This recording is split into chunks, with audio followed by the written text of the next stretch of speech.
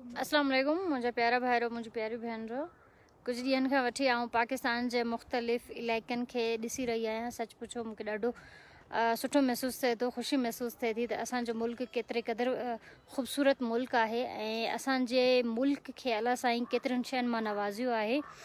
ऐं सिर्फ़ु ऐं सिर्फ़ु असांजे मुल्क में हिकिड़ी शइ जी ज़रूरत आहे, उहा आहे सचाई जी।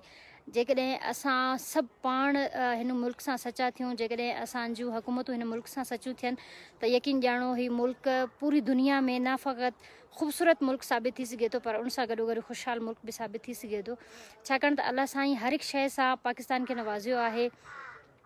मैदानी इलाइक़ा हुजनि, जाबलू इलाइक़ा हुजनि ऐं उन सां गॾो गॾु ग्रीनरी हुजे, पथर जा पहाड़ हुजनि, मिट्टी जा पहाड़ हुजनि, आबशार्स हुजनि ऐं दरिया हुजनि। ऐं सम्झां थी त उहा का शइ जेका आहे त दुनिया में हुजे उहा पाकिस्तान में न हुजे, उहा थी नथो सघे। पाकिस्तान इंतिहाई ख़ूबसूरत ऐं इंतिहाई जेको आहे त कुदरती शयुनि सां मालोमाल आहे ऐं असांजे मुल्क खे सिर्फ़ु हिकु सचाई जी ज़रूरत आहे।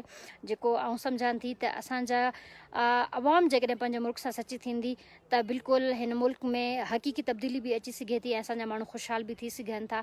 छाकाणि त अलाह साईं जी कुदरती मादनियात ऐं कुदरती शयुनि सां अलाह साईं असांखे नवाज़ियो आहे, लेकिन उनजे बावजूद बि असां जेकॾहिं ग़रीब आहियूं त इहा असांजी बदकिस्मती आहे। त पंहिंजे सभिनि पंहिंजे प्यारे भाइरनि खे चवंदसि त ज़रूरु पाकिस्तान जे मुख़्तलिफ़ इलाइक़नि खे घुमो, ॾिसो ऐं यकीन ॼाणो तव्हांखे फ़ख़्रु महसूसु थींदो त केतिरे क़दुरु असांजो मुल्क ख़ूबसूरत आहे। Thank U.